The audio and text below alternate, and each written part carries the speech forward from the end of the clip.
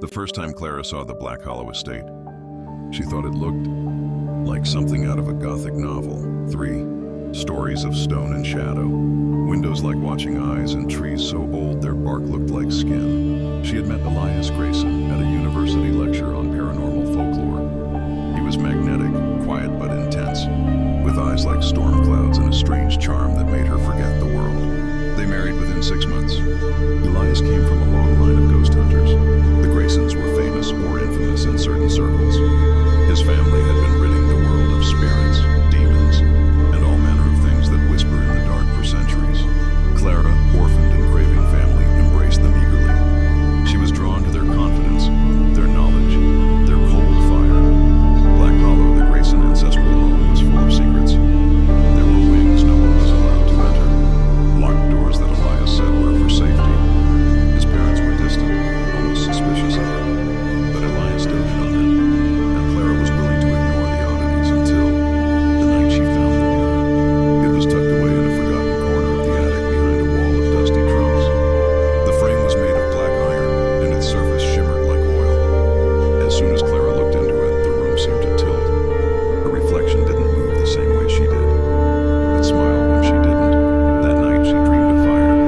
A woman in red stood screaming in a stone circle, chained and betrayed. Clara saw Elias, holding a ceremonial blade, standing over the woman as she wept. Then the woman turned and looked directly at Clara. "You wear my ring," she hissed. Clara woke up sweating. The sheets twisted around her like vines.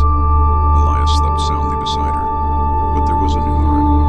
On her wrist, 3 long scratches that hadn't been there before. From that night on, things changed.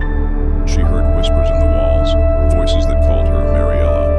Her reflection began doing things she didn't, blinking out of sync, smiling when she was crying. She started forgetting time, waking up in rooms she didn't remember entering, with dirt on her hands and blood under her nails. When she finally confronted Elias, he turned pale.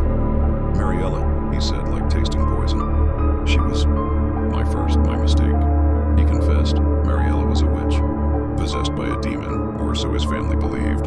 She had fallen in love with Elias, but when his parents learned the truth, they ordered her execution.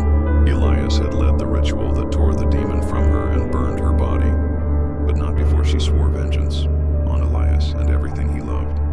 She swore she'd return in the next woman I gave my heart to, he whispered. Clara laughed, but it wasn't her voice. Elias locked Clara in the basement in a salt-lined cell with iron bars. He told her he'd fix it, that he'd find a way to save her, but the thing inside Clara was already too strong. One by one, the Graysons began to die. His sister, found drowned in the baptismal font, her mouth filled with black roses. His father flayed and suspended in the attic where Mariella had once been bound. His mother, driven mad and scribbling